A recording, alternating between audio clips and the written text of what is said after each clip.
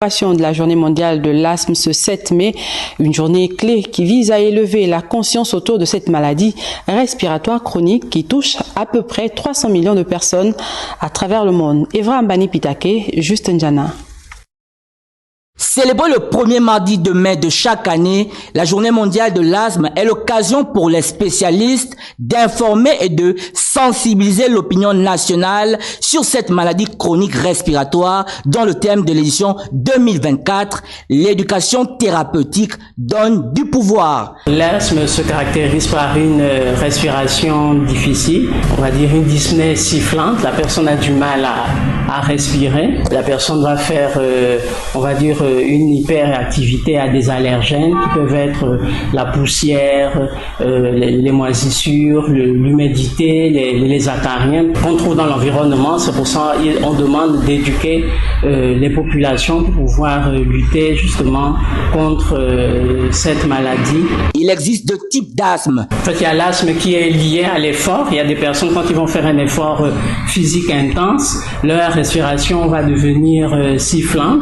Il y a aussi l'asthme qui est dû aux allergènes, la poussière, où on pompe l'insecticide, la fumée, les acariens. À ce moment-là, la personne va déclencher une allergie et sa respiration tout de suite va être sifflante. Selon les statistiques d'une étude réalisée par l'écurie du professeur Bogi Kouma, 12% des enfants en milieu scolaire sont les plus touchés par cette pathologie.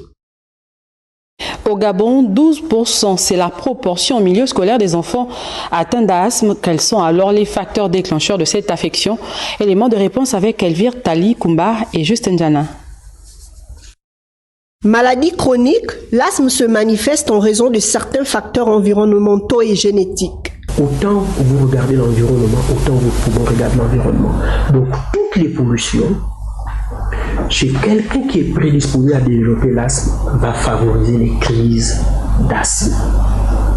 En dehors de la pollution, vous avez les infections respiratoires d'origine virale de la petite enfance.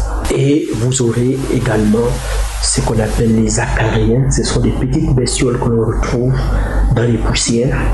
Ou alors l'humidité.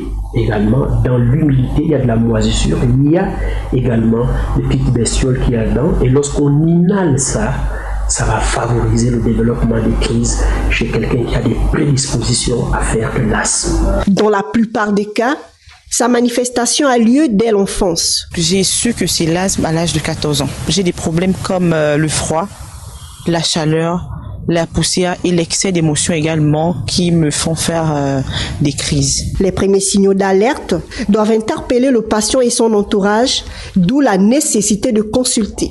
Vous avez un enfant qui se met à tousser.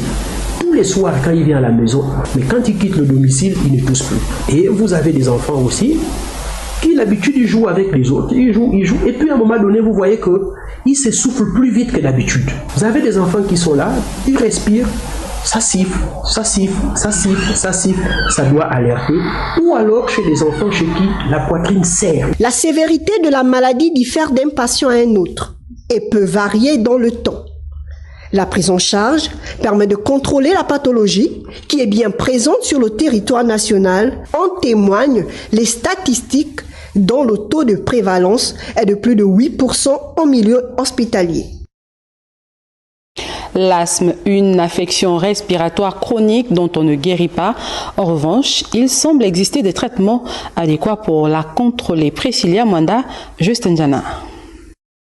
Selon les professionnels de la santé, l'asthme ne se guérit pas. À ce jour, il n'existe aucun remède définitif. Les spécialistes du domaine ont tout de même des traitements appropriés pour une meilleure prise en charge de leurs patients. Tout le monde connaît la petite bonbonne que tous les enfants asthmatiques ont, qui est vraiment le traitement de la forme, c'est-à-dire c'est le traitement de la crise. Ce traitement-là a un effet très rapide.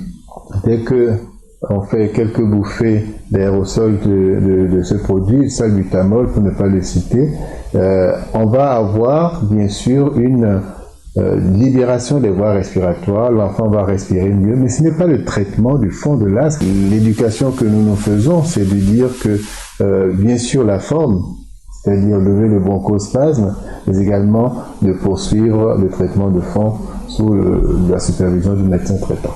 Si l'asthme ne se guérit pas sur le plan moderne, de façon traditionnelle, les patients pourraient trouver leur compte. Lorsque j'ai eu mon deuxième enfant, donc mon fils, au bout d'un an, il a commencé à avoir des étouffements, des choses comme ça, des problèmes de respiration.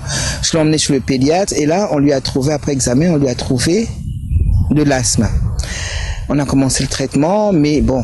Et puis il y a la nounou qui me dit: ah maman, je connais une dame qui fait vomir.